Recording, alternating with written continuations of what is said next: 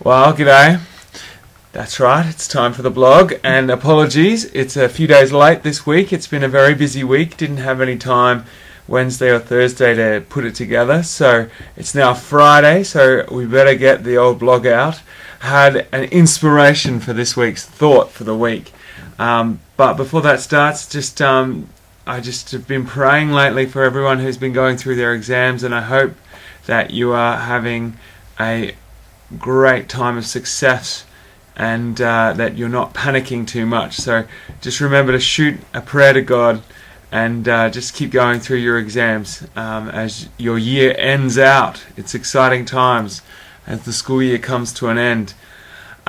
So my thought for this week is about my very first blog. My very first blog was called Responses to the Prodigal Son. And it looked at how we can become blocks to the prodigal son, that we can actually stop the prodigals getting to the Father.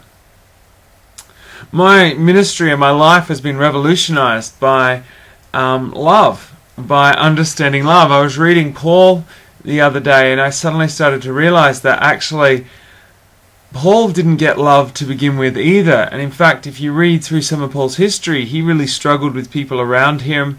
He had fights with many of his mission partners, and sometimes that didn't end well. I know Barnabas chose to leave Paul and go be with somebody else, and Paul kind of writes in later in his ministry, these three things remain: hope, faith, and love. But the greatest of these is love. And I think even Paul started to understand that actually we're loved by Jesus Christ.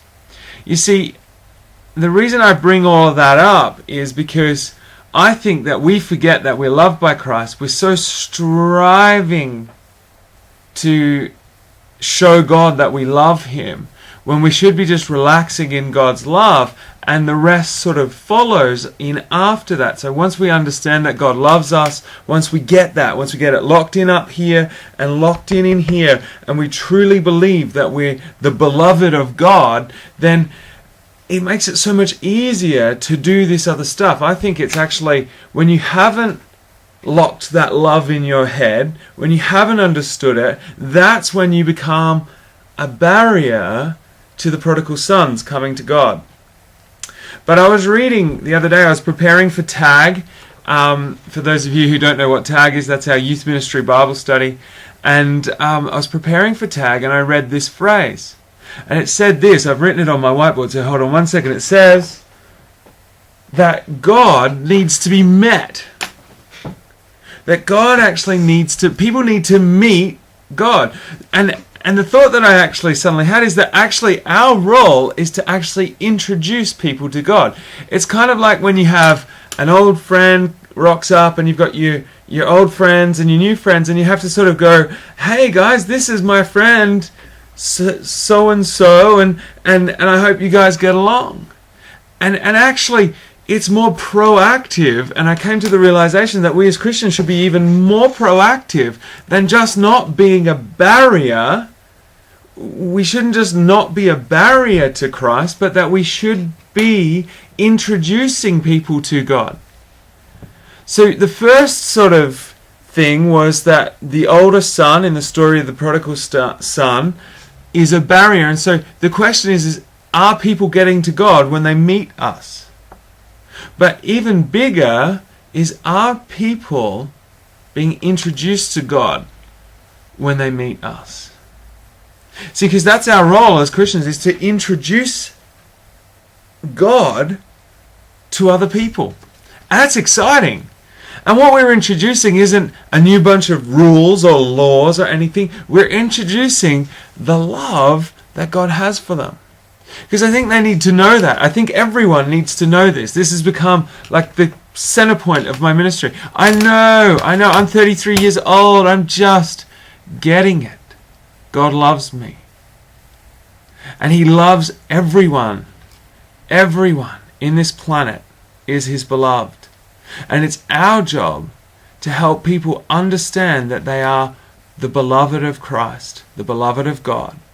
It is our job not only to not be a barrier and stopping people coming to the Father, but to actively be introducing Jesus Christ to our friends.